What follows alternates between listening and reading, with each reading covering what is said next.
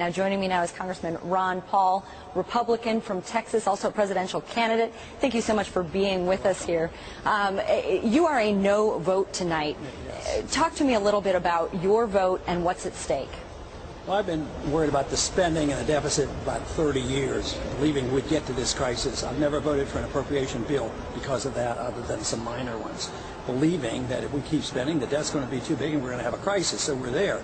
So the last thing in the world I would even ever consider is raising the debt limit so they can keep spending more money, because the expenditures are what the problems are, and then the debt is secondary to that. But when governments spend the money, the people don't have the money. So what we should be doing is not talking about whether we're going to get a temporary reprieve and raise the debt limit and continue to do what we've been doing. We ought to ask, what should our government be doing? Should our government be the policeman of the world? Should the government be running an entitlement system which they can't afford? Or should we obey the Constitution and just live up to our promises? So I want people to start talking about that rather than the technical arrangement of adjusting for paying our bills, which is not the main issue, because the bills are going to get paid for. The big thing is they're going to pay with bad money. We did hear a lot of concern from the business community. We had a letter sent to members of Congress and the President today from CEOs of all of the major banks. We had another letter sent specifically to the House of Representatives supporting Speaker Boehner's bill from the Chamber of Commerce, from a number of industry groups. Are they wrong to be worried about August 2nd? No, they should be.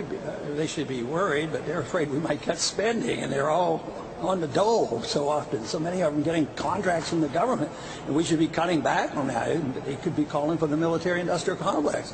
What if we changed our foreign policy and we didn't just build weapons? What if we took care of sick people instead? They would feel like, they might be losing out. So they do have an interest in perpetuating the status quo, but we need to change the status quo, because this deficit financing and big government spending cannot be maintained. And getting back to this vote tonight and sort of the divide that we're seeing within the Republican Party, do you think that it's going to pass? Do you think that ultimately House Speaker John Boehner is going to win enough Republicans over to get this thing through? I think there's no doubt that they will raise the debt limit, and we will go back to spending again. Whether it's going to be a vote tonight, if he calls a vote tonight, we're not absolutely sure yet. If he calls a vote tonight, he'll pass it.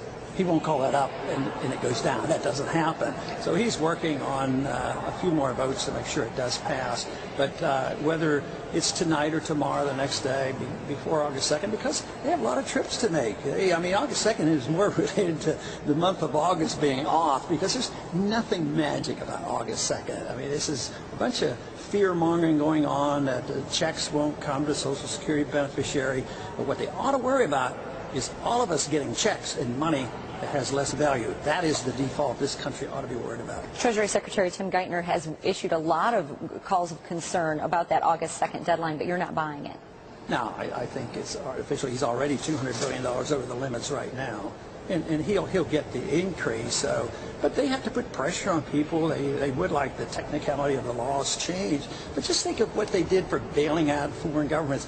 They came out with $5 trillion from the Federal Reserve to bail out other countries and other banks. So they're not going to let anybody fail. We're not going to fail to pay our interest and take care of the bond market. But we're going to fail to protect the value of our currency. And there has certainly been a lot of talk, though, about this August 2nd deadline. Do you see there being some kind of compromise bill, even if this vote doesn't happen tonight, even if this bill does not, House Speaker John Boehner's bill doesn't pass? What do you see happening in the next week? It might be a short one, but they'll do something. Something will happen before August 2nd. They build up too much anticipation for this. So whether it's Obama would have to compromise and say, well, see, he wants it to go through the election, and people can see through that pretty easily, So, but he might have to say, well, get me something for 5 months or something like that, and settle some of these arguments some other day. But something will happen. Do you think that Republicans have already taken a lot off the table, especially in terms of the tax overhaul that the White House was originally pushing for? Oh, I think so, but, they haven't touched the issue, because nobody's talking about any spending cuts. There's not real spending cuts. They're just talking about the CBO increases. All these cuts are fictitious. So if they're going to give up some spending cuts, they're not giving up anything. Now, this House Speaker John Boehner's bill, $915 billion. I know it is discretionary spending. Why do you say not real? Because they're cuts from proposed increases, according to CBO. So they've had these. There's no cuts in the next 10 years. It's all cuts in the proposal.